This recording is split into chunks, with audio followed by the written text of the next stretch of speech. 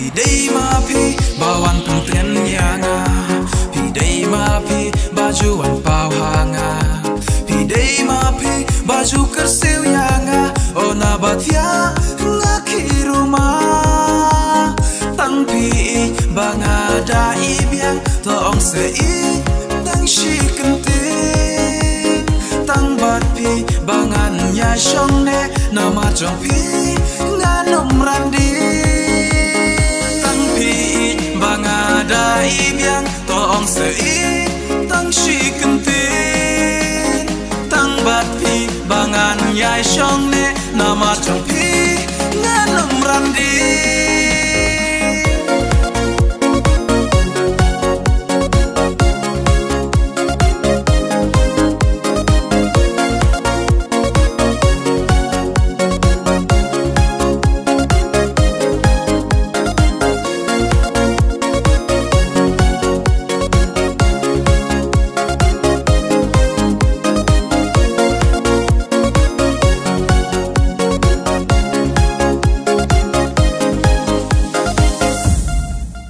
Aban long jong pi ngada kwa ala no ken kan poi kapor met la mun sim ngala pen kre ban ab ya ka ching it kordor kasngi ubnai iklur bayeng saki ya ka jing ab jong ngaya pi met la bat step ngaya ab khmi lenti ala no ken ngan long jong pi.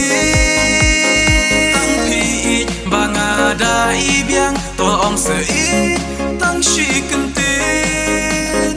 Tang bat pi bangan nyai shong ne nama jong pi nganom randi.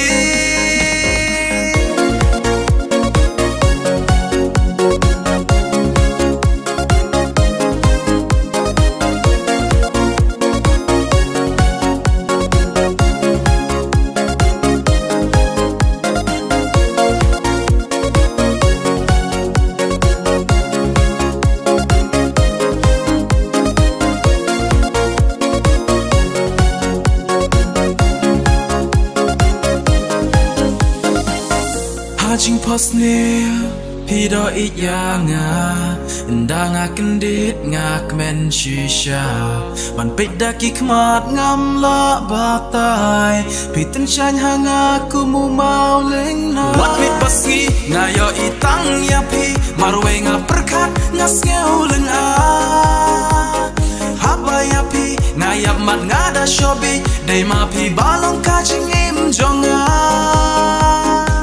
Ya pi banga don ka jing sngeu ya pi marwei ngayai don kam ha jing im jong nga ngam la ban theo de